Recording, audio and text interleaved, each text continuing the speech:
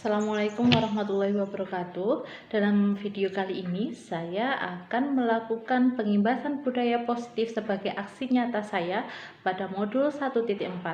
Langkah yang saya lakukan pertama adalah berdiskusi dengan kepala sekolah untuk agenda kegiatan yang akan saya lakukan mengenai budaya positif di sekolah.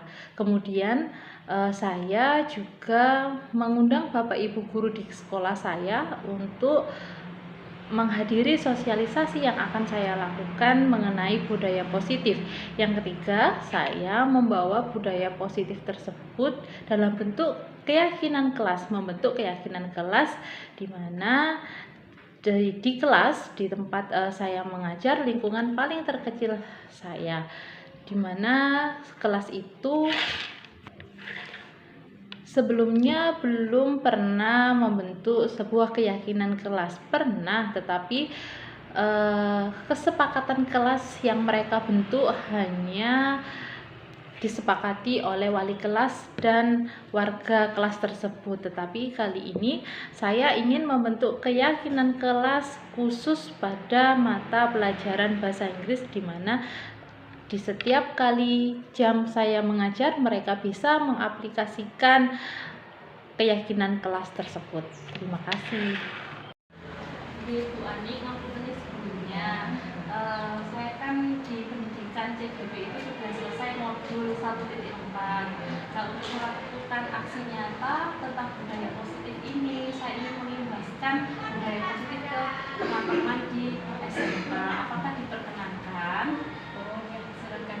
Kebetulan nanti hari Kamis ya, kita itu ada rapat dengan rapat kepala, ada rapat berbagi wali kelas, wakil siswaan dan juga dengan guru. Itu bisa diagendakan nanti sebelum rapat itu bisa. Terima kasih.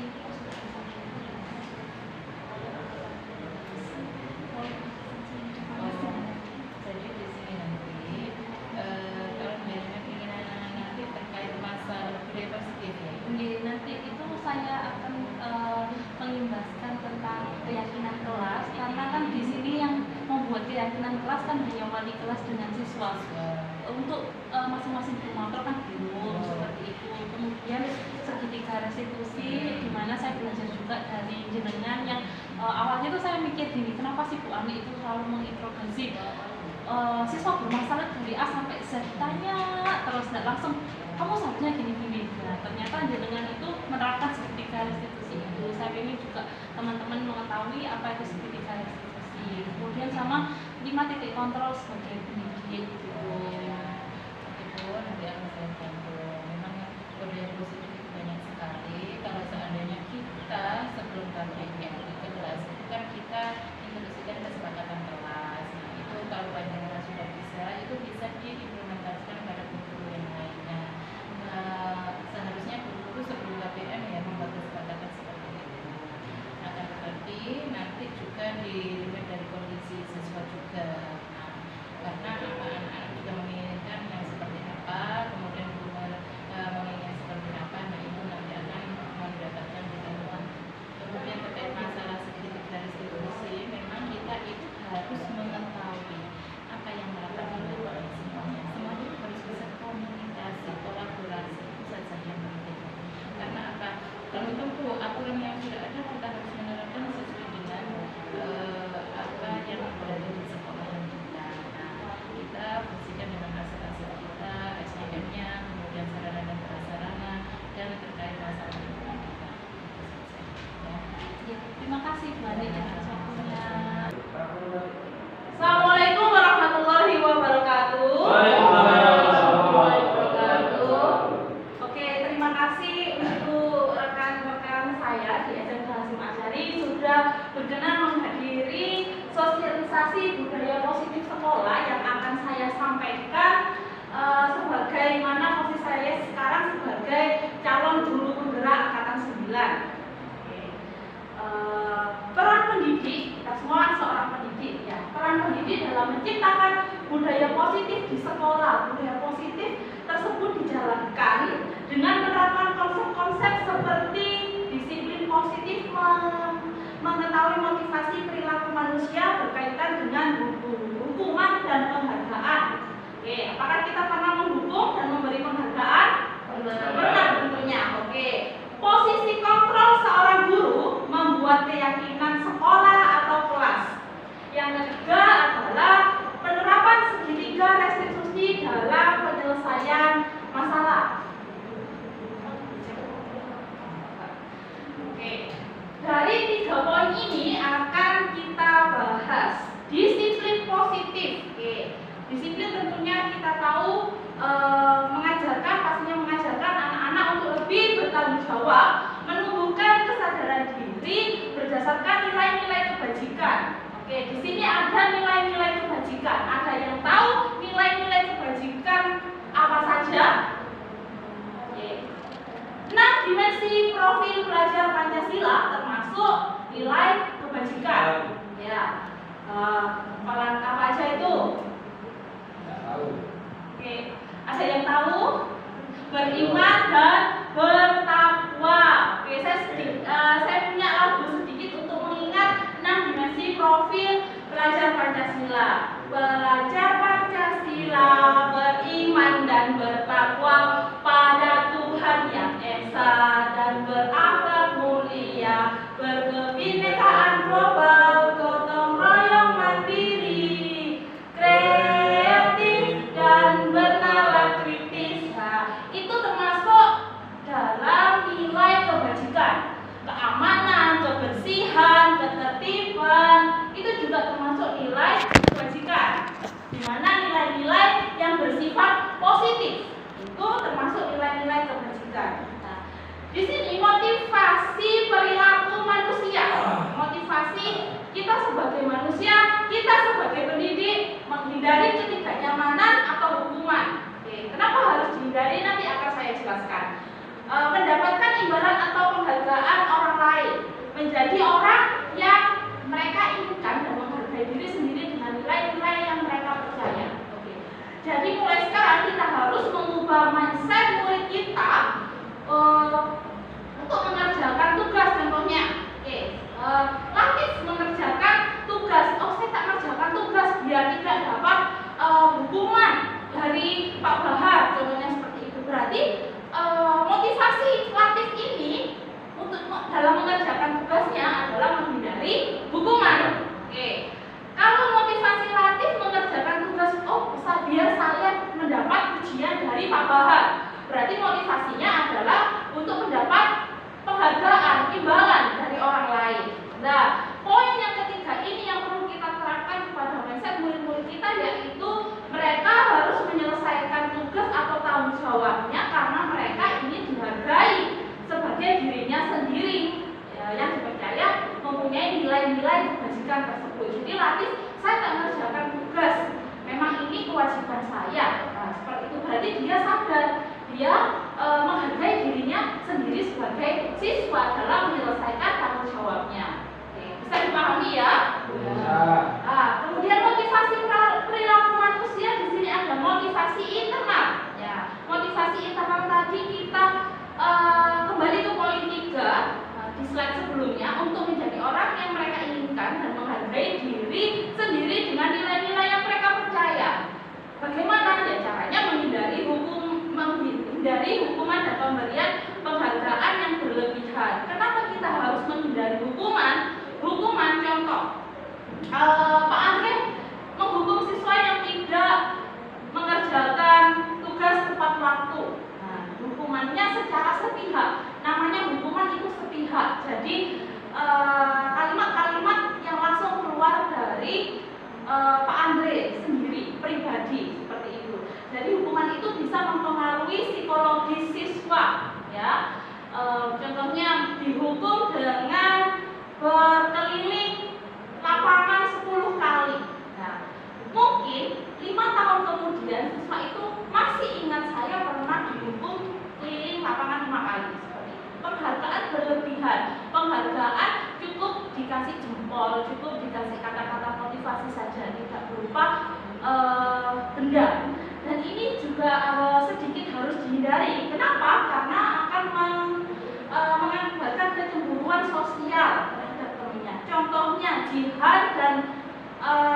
Uma, mereka adalah bestie, sahabat. Ketika Jihan berprestasi, tugasnya lebih bagus, dia mendapat penghargaan dari Pak Bahar. Oke, penghargaannya mungkin dikasih alat tulis, pensil gitu. Hanya sekedar pensil saja, walaupun hanya sekedar pensil, Jihan dan Uma akan mengalami kecemburuan. Si Umanya pasti akan mengalami kecemburuan sosial. Maka dari itu hukuman dan penghargaan itu wajib dihindari.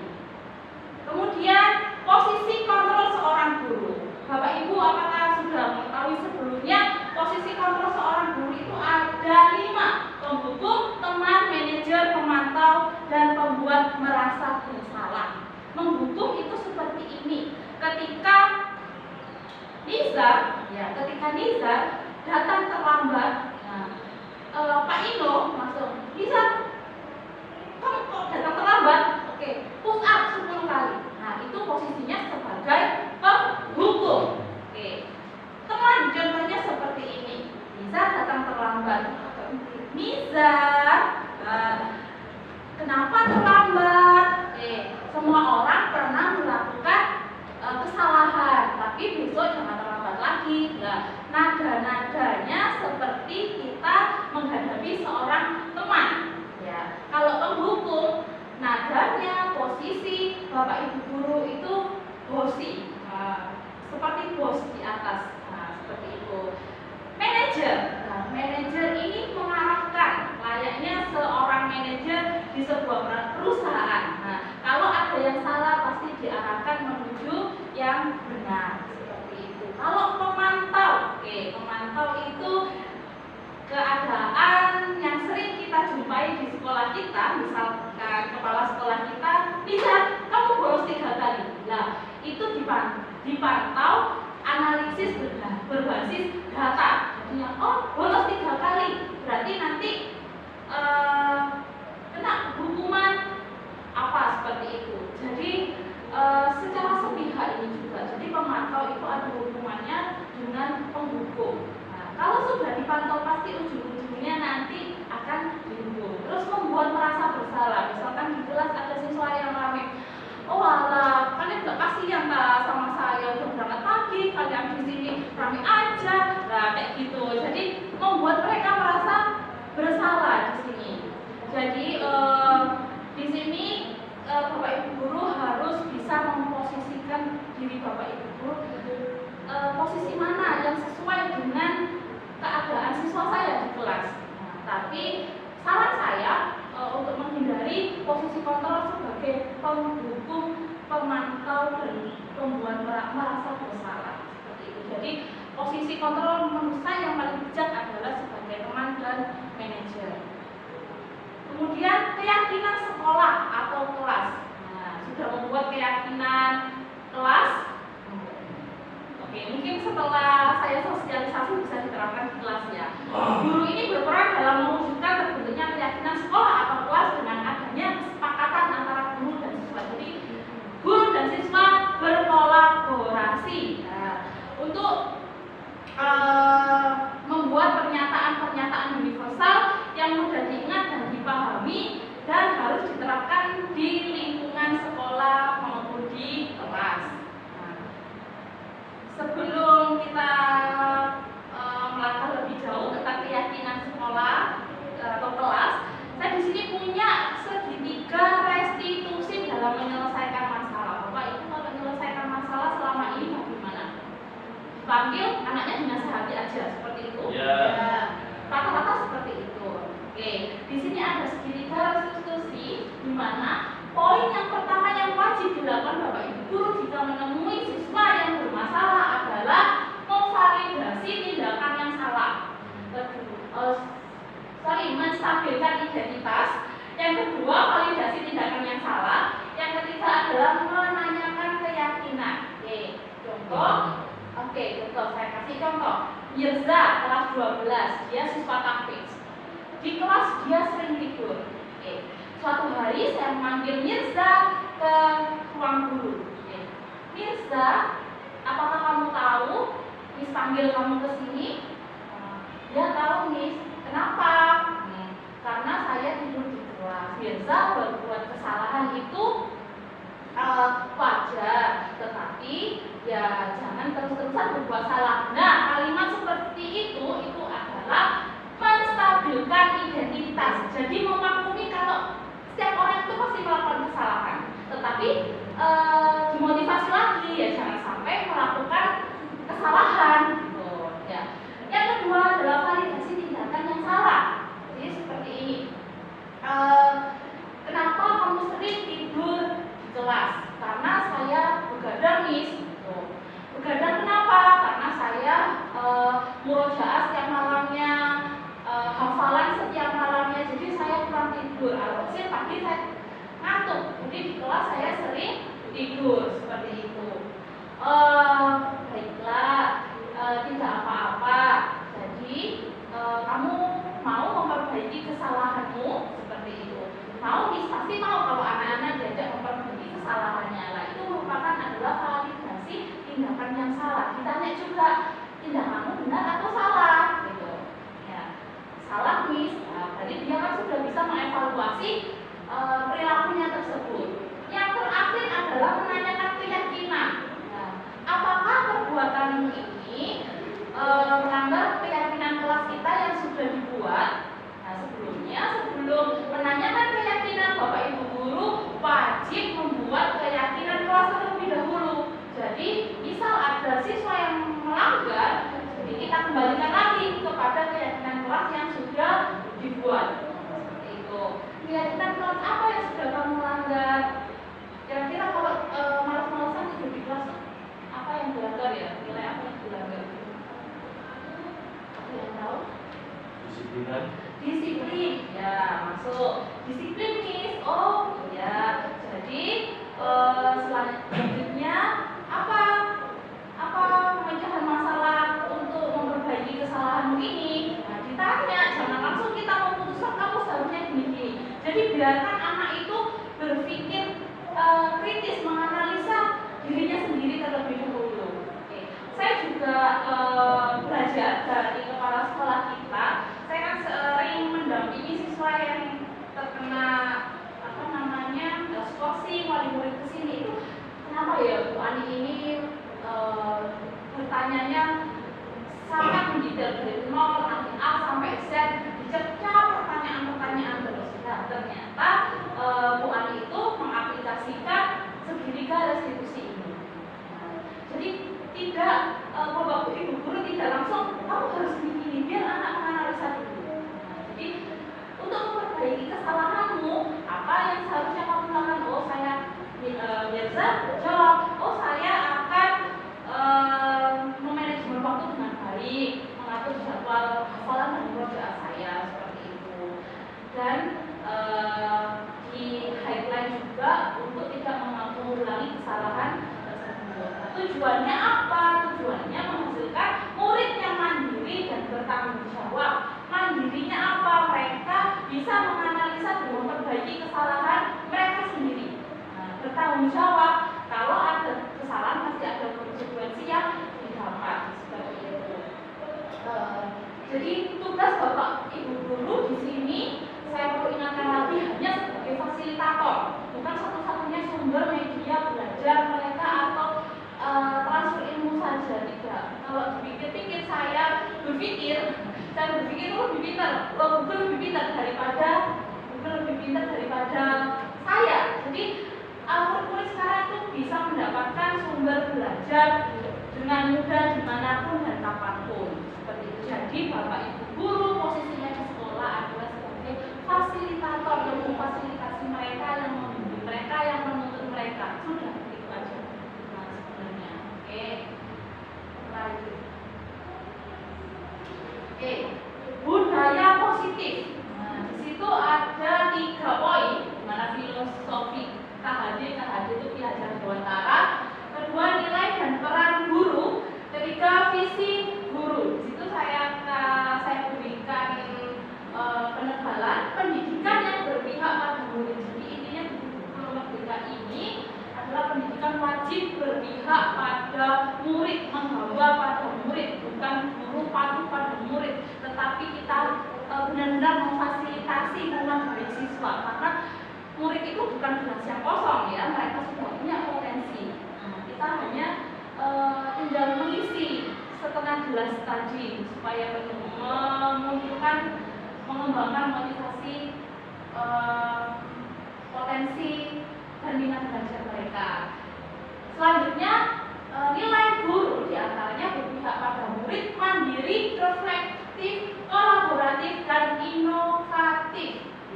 Murid harus mandiri, reflektif, kolaboratif, dan inovatif. Yang selanjutnya, terbentuknya budaya positif agar diperoleh sekolah yang nyaman, aman, dan berpihak pada murid.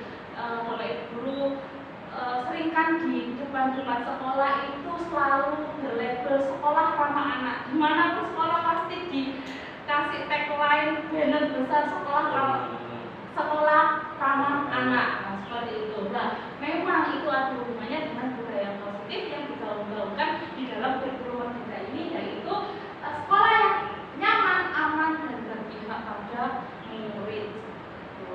Oke.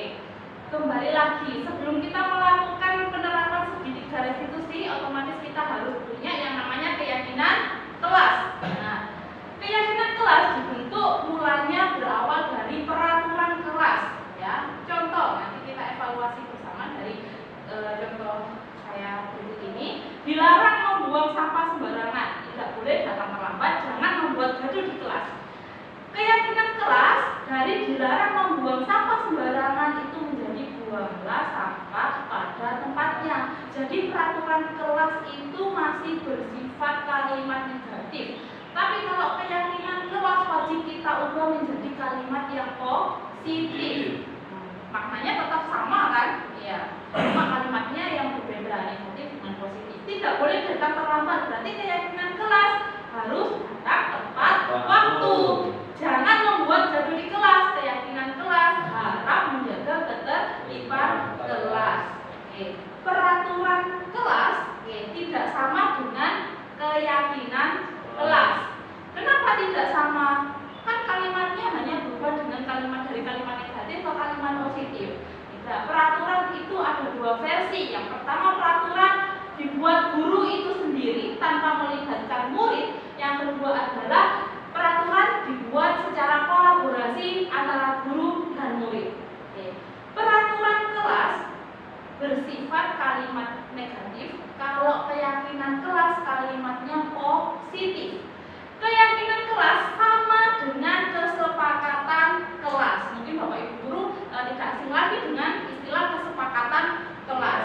Nah, itu sebenarnya sama dengan keyakinan kelas. Selama ini yang terjadi di SMK, kesepakatan kelas dibuat hanya dengan wali kelas dan warga kelas tersebut.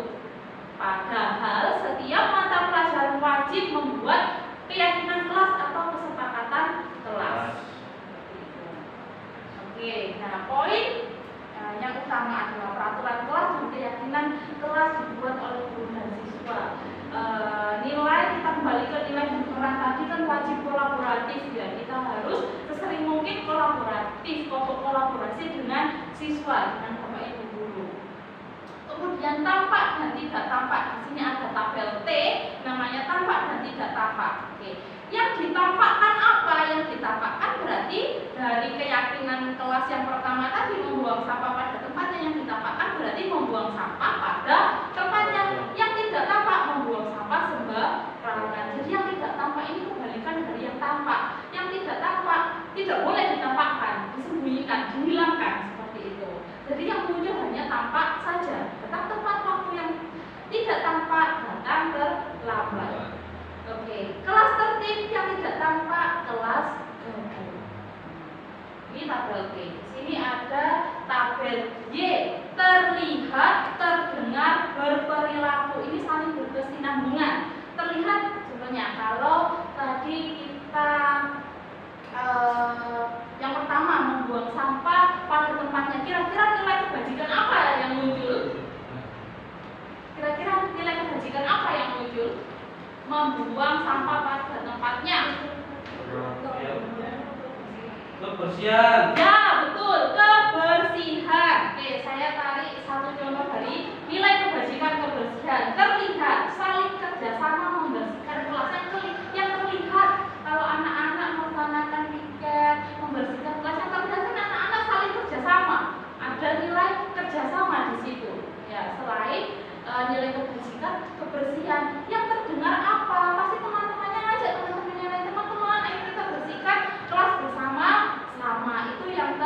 Dengan berperilaku semua siswa membersihkan kelas bersama-sama seperti itu. Oke. Sekian dari saya, mungkin ada pertanyaan dari teman-teman. Oke, saya ingin tanya. Tolong tunjukkan slide nilai kontrol tadi. Oke, nah, di situ kan disebutkan ada beberapa posisi kontrol seorang guru. Nah, di sini yang saya tekankan yang paling tepat ketika kita ingin menerapkan pada siswa SMK itu dominan yang mana ya? Oke, terima kasih Bu atas pertanyaannya. Oke, kita bicara tentang SMK. Di sini kita yang menghadapi siswa-siswa SMK di mana mereka sudah menginjak remaja akhir, ya, menginjak remaja akhir. Posisi yang sesuai menurut saya dan sudah saya terapkan di kelas adalah teman dan manajer. Oke, coba bayangkan kalau kita dalam posisi menghukum, pasti anak itu tambah melawan. Oke, kalau kita membuat posisi kontrol kita membuat mereka merasa bersalah, kita malah disepelekan.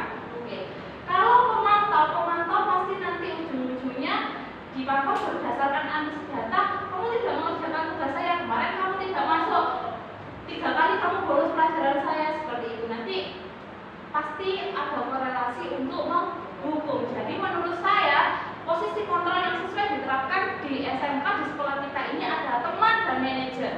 Kalau kita sudah merasa bestie sekali dengan murid-murid kita bangun hubungan secara emosional, pasti murid tersebut akan mau melaksanakan apa yang kita perintah. Oke, contohnya seperti ini. Latif, ya, Latif, ayolah dikerjakan itu nomor 1. Susah ya, nanti ibu bantu, tenang aja. Itu kan bahasa-bahasa teman seperti itu. Nah, kalau manajer kita pasti mengarahkan, kalau ada yang bego diluruskan, kalau ada yang salah dibenarkan, seperti itu. Nah, kalau posisi kita sebagai manajer, kita nanti pasti bisa mengaplikasikan segitiga restitusi. Seperti itu. Kembali manajer korelasinya ke segitiga restitusi. Seperti itu. Apakah puas, Bu? Oke, ada lagi ya. Ketika kita menerapkan teman dan manajer, apakah hukuman seperti efek jerak untuk anak tersebut? Kadang-kadang kan anak itu dikasih pengarahan 1 kali belum nampak, akhirnya dia mau ulangi lagi. Terus gimana caranya agar anak tersebut benar-benar bisa berubah? Apakah dengan hukuman disuruh untuk menulis kata-kata atau gimana seperti itu? Sekarang pertanyaan saya, apakah setelah menulis kata-kata misalkan saya tidak akan mengulangi perbuatan saya lagi, apakah yakin anak itu bisa berubah? Tidak juga. Oke, kembali lagi, perlu kita ketahui lagi di kurikulum Merdeka, harap hukumnya guru itu menghukum, ya, tidak ada hukuman. Maka dari itu kita kembali ke keyakinan kelas. Kita wajib, hukumnya wajib membuat keyakinan kelas. Kalau keyakinan kelas dilanggar, contoh katakanlah tadi disiplin, tidur di kelas, padahal kita sudah membuat keyakinan kelas mengikuti pelajaran dengan baik. Nah, berarti kan tidak ada siswa yang tidur-tiduran di kelas. Nah, jika ada siswa melanggar tersebut, kita panggil secara one student, ya, one by one. Jadi satu persatu, langsung memberikan cercaan, pertanyaan, saya sudah mengaplikasikan segitiga restitusi, tapi di depan teman-temannya tidak. Caranya dengan panggil siswa tersebut, diajak komunikasi, kita terapkan segitiga restitusi. Jika mengulangi lagi, dipanggil lagi. Jika sampai ketiga, pasti harus ada konsekuensi yang namanya. Jika sudah melanggar keyakinan kelas yang sudah dibuat, dengan juga berhak untuk memberikan konsekuensi. Namanya konsekuensi. Jadi di sini konsekuensi berbeda dengan namanya hukuman. Kalau hukuman itu langsung spontan. Kalau konsekuensi dia sudah melalui beberapa tahap perbaikan, tetapi dia masih sama seperti itu. Jadi harus ada konsekuensi yang diterima. Oke, makasih. Ya, terima kasih. Ada lagi teman-teman? Untuk saya, Oke, bagus dulu. nah di SMK ini kan kita ada namanya itu hukuman. Jika siswa melanggar pasti, misalkan ada siswa yang telat atau kabur dari sekolah,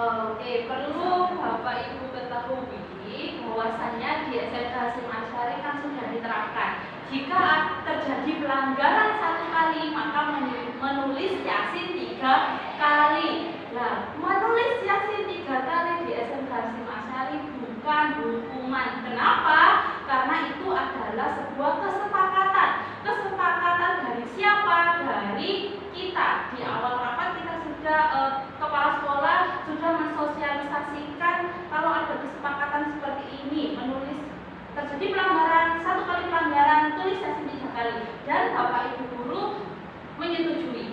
Nah, hasil kesepakatan kepala sekolah dengan dewan guru ini sudah dibawa kepala sekolah ke yayasan. Nah, bagaimana jika di SMK diterapkan seperti ini? Yayasan oke. Nah, kemudian hasil kolaborasi kepala sekolah, guru, dan yayasan dibawa ke dalam rapat wali murid pada penerimaan rapat akhir semester, dan wali murid juga menyetujui. Nah, yang paling pokok akarnya ini sudah disosialisasikan kepada siswa, dan sebagian besar siswa menyetujui kalau terjadi pelanggaran maka menulis Yasin 3 kali. Maka menulis Yasin 3 kali di SMK Hasyim Asy'ari bukan suatu hukuman, tapi merupakan suatu kesepakatan. Seperti itu. Jadi tidak apa-apa. Oke. Ada pertanyaan lain? Sudah? Cukup? Oke, cukup. Oke, terima kasih atas waktunya. Saya di sini sebagai calon guru penggerak angkatan 9 ingin men-sharing apa yang sudah saya dapatkan di modul 1. Ini adalah budaya positif adalah goal ending dari modul 1. Jadi saya harap warahmatullahi wabarakatuh. Waalaikumsalam. Okay, before we start our class, let's open our class by reciting basmalah together. Bismillahirrahmanirrahim. How are you today? I'm fine. Okay, I'm so very well. Yeah. Are you okay today? Okay. Spirit? Your spirit? Okay. Let's check your spirit. Okay, one spirit. Two spirit. Three spirit. Okay,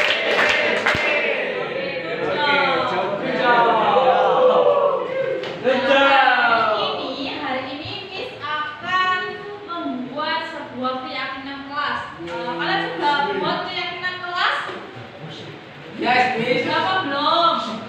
Sudah sama Bu Fitri. Ya, tapi kalian buat hanya dengan wali kelas dan warga kelas 12. Nah, sekarang saya pengen di mata pelajaran bahasa Inggris itu kita buat keyakinan kelas. Nah, jadi untuk meminimalisir hal-hal yang tidak ingin ya terjadi. Jadi biar tidak konsentrasi kita seperti itu. Kita mulai dari peraturan kelas. Jadi kalian menghendaki peraturan kelas seperti apa? Ayo. Lukman, ayo. Dilarang ramai saat pelajaran. Oke, silakan ditulis di situ Lukman. Diketik. Ya, Pak, kamu ayo, Pak. Dilarang ramai saat pelajaran. Oke, boleh. Diketik.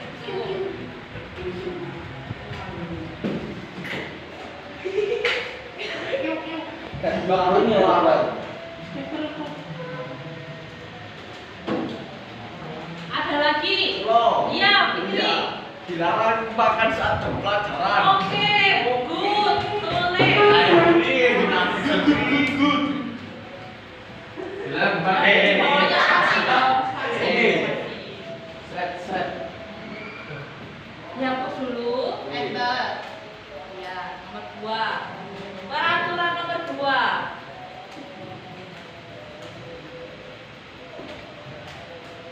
Oke, ada lagi. Ini tidak boleh apa? Tak boleh merokok dalam kelas. Ya, of course itu sudah peraturan sekolah, ya. Ayo, tak boleh datang terlambat. Tidak boleh datang terlambat, ada boleh apa silakan. Apa? Silakan. Silakan waktu. Monggo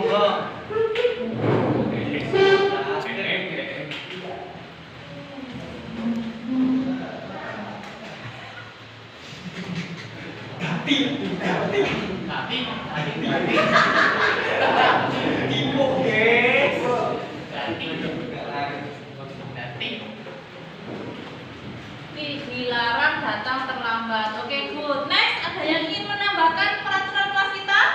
Larang menyontoh. Dilarang ojek. Cari mungkin? Apa? Dilarang bolos, tidak boleh bolos. Oh, tidak boleh bolos. Oke, silakan ditulis. Di sini nggak akan Boleh bolos. monggo. Ada terkreasi, Bro. Awas tak kena yasi, Be. Tidak boleh. Mistyping. Apalagi cukup 5 bisa. Bisa ditambahkan 1 lagi. Ada ide? Amin, amin, amin. Tidak boleh tidur. Ya, tadi apa yang sudah nulis siapa? Nanti. Bos, bos. Siapa yang mau? Tidak boleh tidur. Rizky, tidak boleh tidur di kelas. Ayo ketik Rizky. Kan tadi Rizky yang berpendapat.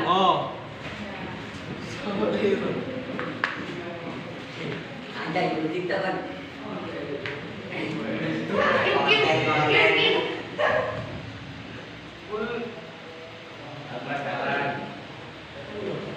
Kelas-kelasnya 1 aja Ki. Iya, tidak boleh tidur di kelas. Saya rasa 5 cukup ya. Sedikit tapi kita patuhi. Lah, kita menarik kesimpulan kalau peraturan kelas di situ ada kata dilarang, ada kata tidak boleh. Kira-kira kalimat itu negatif atau positif? Negatif. Contoh, anak kecil saja kalau dia berlari, jangan lari, jangan lari. Pasti dia semakin lari. Ya. Nggak mungkin dia berubah jadi jalan. Nah, kita aja kalau dilarang makan, dilarang tidur, pasti sampai tambah makan, tambah tidur, ya kan? Itu kalimat negatif. Jadi kelemahan kalimat negatif itu, nah itu kan berisi larangan. Semakin dilarang menggunakan kalimat negatif, maka kemungkinan besar peraturan itu untuk dilanggar. Nah, karena vibes-nya, kalian tahu vibes kan? Vibes-nya sudah negatif. Nah, kita ubah peraturan kelas menjadi keyakinan kelas. Nah, di keyakinan kelas ini harus menggunakan kalimat yang positif, ya. Coba, apa peraturan kelas tadi yang pertama? Dilarang ramai saat pelajaran. Kira-kira kalimat positifnya itu gimana? Harus mendengarkan saat pelajaran. Harus mendengarkan saat pelajaran. Ada lagi? Ada lagi? Datang tepat waktu. Ini yang dari nomor 1 dulu dilarang. Oh, tertib. Bagus nih. Tertib. Saya tulis ya di sini. Jadi kalimat positif dari dilarang ramai saat pelajaran adalah menjaga ketertiban. Kemudian nomor 2 peraturan oh ya nanti. Peraturan yang kedua dilarang makan saat jam pelajaran. Kira-kira apa ya? Diubah menjadi kalimat yang positif. Dilarang makan saat jam pelajaran. Fokus. Ya, harus Fokus. fokus. Betul sekali. Saya Apa yang disuruh nulis, Bu? Apa lagi silakan Ya, Beng.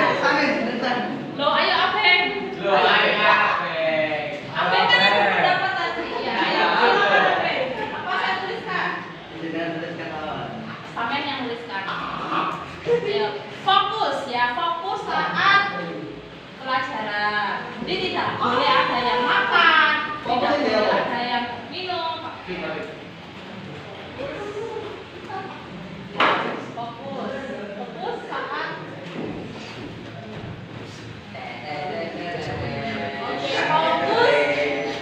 saat fokus saat KBM dimulai ya. Saya tambahkan. Kemudian yang ketiga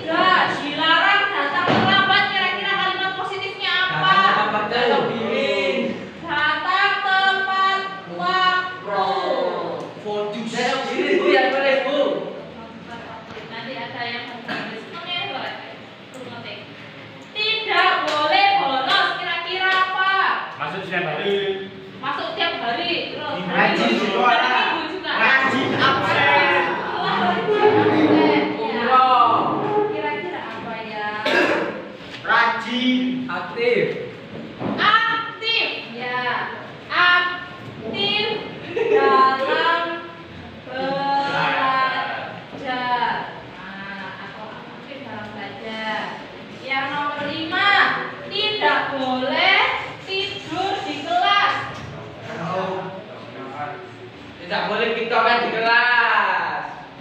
Itu kan peraturannya tadi nggak ada yang tiktokan. Nah, tadi loh ini loh peraturannya tidak boleh. Membuat konten di kelas. Tidak boleh tidur di kelas, tidak boleh tidur di kelas. Berarti kalimat positifnya apa? Tidak boleh tiktokan di kelas. Itu kan peraturan ini. Harus aktif ya, aktif di kelas sama. Aktif dalam kelas. Ini saya boleh menambahkan tidak boleh membuang sampah. Sembarangan. Di kelas. Jagalah kebersihan. Sampah sembarangan. Berarti kalimat Jagalah positifnya kebersihan. Panik bu. kan istilah menjaga kebersihan. Biar tidak ngantuk Fani. Aktif itu. Fokus aktif. Ayo. Tunjukkan ekspektasi. Fani. Eksistensi. Ayo dilarang banget. Menjaga kebersihan.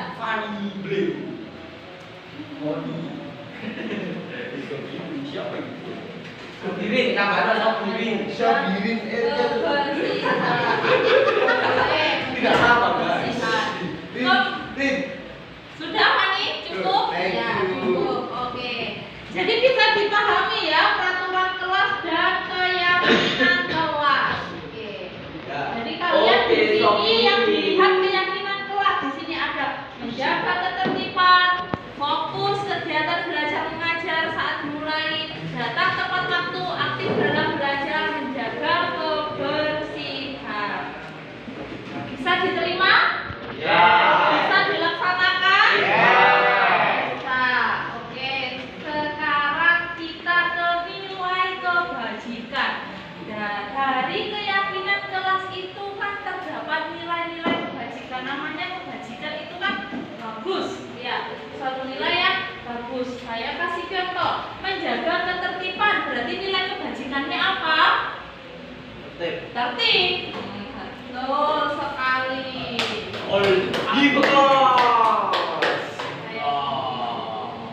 Lu sing jawab rek. Tertib.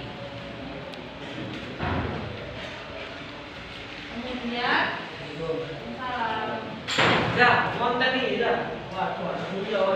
kemudian fokus KBM saat dimulai. Berarti apa nilai kebajikannya? Fokus.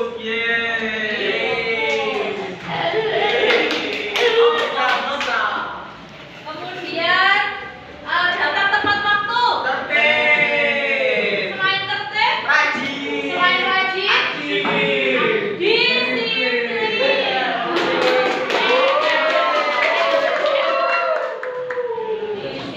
Kemudian aktif dalam belajar. Nilai kebajikannya Pintar. pintar. Terus cerdas. Terus apa lagi? Rajin. Jadi kira-kira condong kemana ya? Rajin.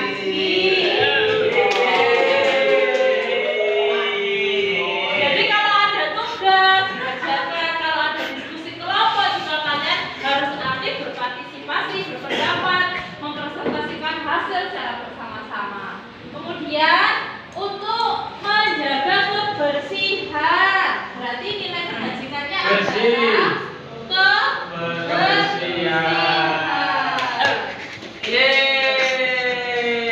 Nah, dari keyakinan kelas yang sudah kita buat kalian di sini secara automatically belajar tentang tertib, fokus, disiplin, rajin dan kebersihan. Bisa. You understand? Understand. Not spirit.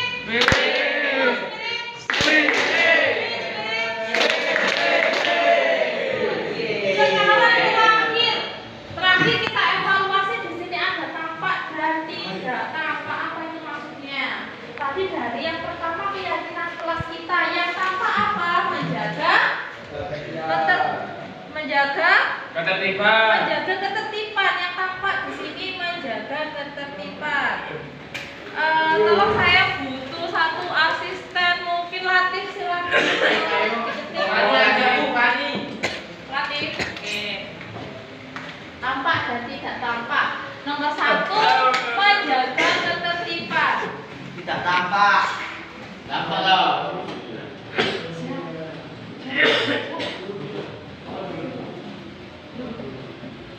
Ya, tampak dan tidak tampak. Menjaga ketertiban.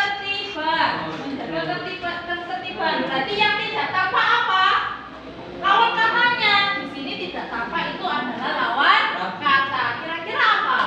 Pecah musuhan. Ramai.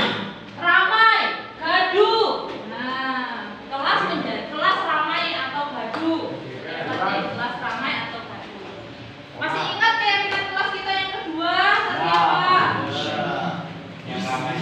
Nah, coba diksi dulu. Yang kedua adalah fokus saat KBM dimulai.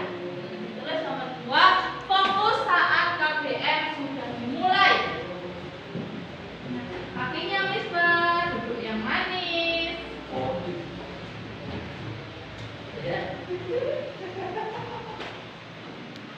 Nah, yang tidak tampak apa ya? Yang tidak tampak. Yang tidak tampak. Yang piring bu. Yang piring nggak tampak. Yang tidak. Berarti lawan kata fokus itu apa ya? Tidak fokus. Tidak fokus. Ngelamun. Males. Yang tidak tampak melakukan kegiatan di Tidur. luar kegiatan belajar. Ya, melakukan kegiatan di luar belajar. Contohnya sampai makan, diem makan, diem minum-minum nggak apa-apa ya, sudah disediakan memang kalau air minum. Terus diem ngapain, gambar kayak gitu. Ya, jadi yang tampak harus fokus. Yang ketiga lagi datang tepat waktu. Berarti yang tampak datang tepat waktu. Yang tidak tampak apa? Terlambat. Datang terlambat. Balik bawah. Datang tepat waktu. Yang tampak itu yang baik. Nah, yang positif. Datang tepat waktu. Yang tidak tampak datang terlambat. Terlambat. Kemudian nomor 4, aktif dalam belajar. Ditulis di sini aktif yang tampak kalian tuh harus aktif. Yang tidak tampak berarti yang suka tiduran di kelas itu apa? Malas. Yang tidak tampak malas di kelas, malas belajar. Itu yang tidak tampak. Nah, aktif di kelas. Ya, kalian harus aktif. Kalau tidak mengerti harus bertanya. Ya. Kalau tidak bertanya maka akan semakin sesat karena tidak ngerti, tidak bertanya. Ya. Terus di sini yang tidak tampak adalah malas belajar. Yang terakhir adalah menjaga kebersihan. Nah, yang tampak berarti membuang sampah pada tempatnya. Yang tidak tampak Lingkungan menjadi kotor. selain itu membuang sampah sembarangan.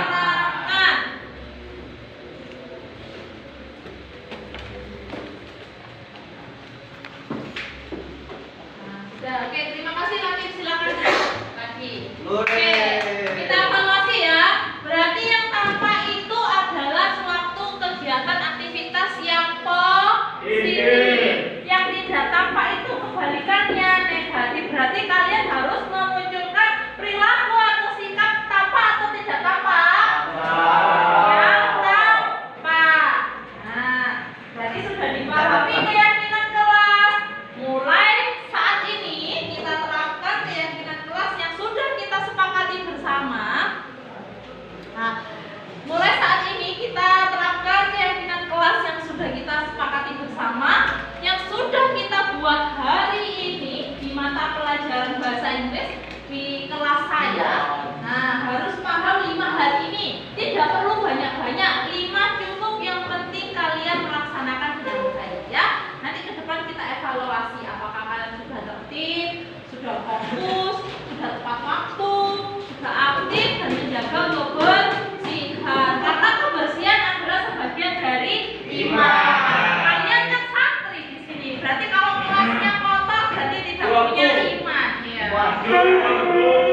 Dalilnya mana Bu? Dalilnya Bu?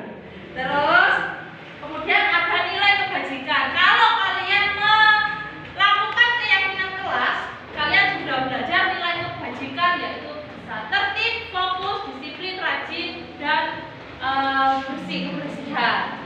Kemudian tadi sudah tampak dan tidak tampak. Jelas? Do you understand? Yes. Oke.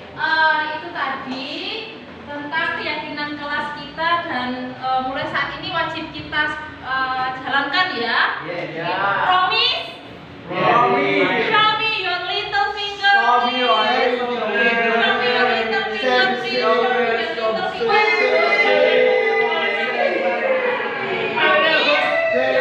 Promise.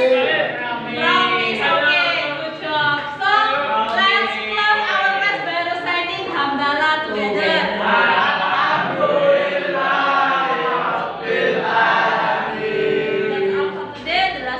Wassalamualaikum warahmatullahi wabarakatuh. Waalaikumsalam.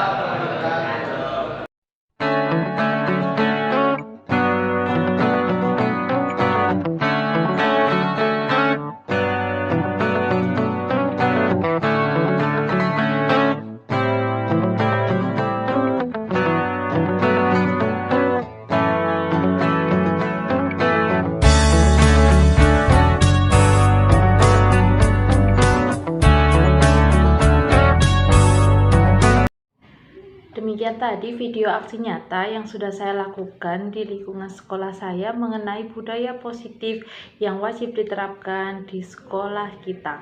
Saya melakukan pengimbasan kepada rekan sejawat, mengaplikasikan keyakinan kelas di dalam kelas. Semoga apa yang sudah saya lakukan kali ini bisa membawa manfaat dan berdampak positif, serta harapan besar saya, Bapak Ibu Guru, rekan sejawat yang ada di sekolah saya bisa mengaplikasikan budaya positif di lingkungan kecil mereka, yakni di dalam kelas mereka setiap pembelajaran mereka. Cukup sekian dari saya. Wassalamualaikum warahmatullahi wabarakatuh.